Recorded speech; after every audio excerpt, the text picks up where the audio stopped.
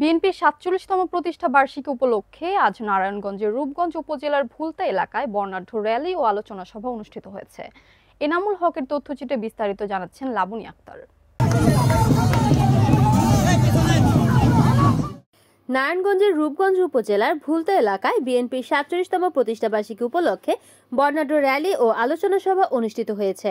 বিএনপির কেন্দ্রীয় নির্বাহী কমিটির সদস্য বীর মুক্তিযোদ্ধা কাজী মনিরুজ্জামান বলেন, এই ৪৭ বছর এই যেদিন এই ১৯৭৮ সালে এই দল প্রতিষ্ঠা হয়েছিল, সেই দিন থেকে আরম্ভ করে আজকে পর্যন্ত আমি এই জাতীয়তাবাদী দলের একজন কর্মী হিসাবে জাতীয়তাবাদী দলের এই দীর্ঘ পথ আমি পায়ে চলেছি, কখনো হেঁটেছি, কখনো দৌড়িয়েছি। প্রিয় নেতৃবৃন্দ, বাংলাদেশের শ্রেষ্ঠ মানুষ, ৭১-এর স্বাধীনতার ঘোষক, এই বাংলাদেশের লক্ষ কোটি মানুষের হৃদয়ের মানুষ শহীদ জিয়াকে স্মরণ করতে চাই।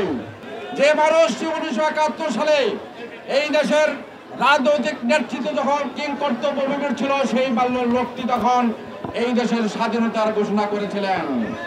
আমি ভাগ্যবান, সেই দিন শহীদ জিয়ার এই ঘোষণা শুনে আমি মুক্তিযুদ্ধ করেছি।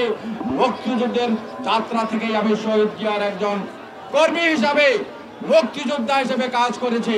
আমি ভাগ্যবান, এইভাবে ইতিহাসের পরিক্রমায় ১৯৭৫-এর পট পরিবর্তনের পরে আবার শহীদ জিয়া যখন এই দেশের রাজনৈতিক দৃশ্যপটে আবির্ভূত হন, সেই সময় আমি শহীদ জিয়ার সাথে আবার এই বাংলাদেশের গণতন্ত্র পুনঃপ্রতিষ্ঠা, মানুষের অধিকার প্রতিষ্ঠা, মানুষের অর্থনৈতিক মুক্তির লড়াইয়ে যে ডাক উনি দিয়েছিলেন, সেই ডাকে আমি একজন কর্মী হিসাবে কাজ করতে পেরেছি।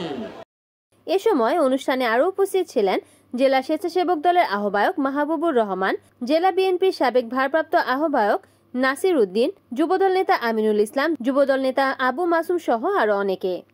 মনির ভাইয়ের নেতৃত্বে তারাব পৌর স্বেচ্ছাসেবক দল ঐক্যবদ্ধ হয়ে এই শোভাযাত্রায় অংশগ্রহণ করেছি।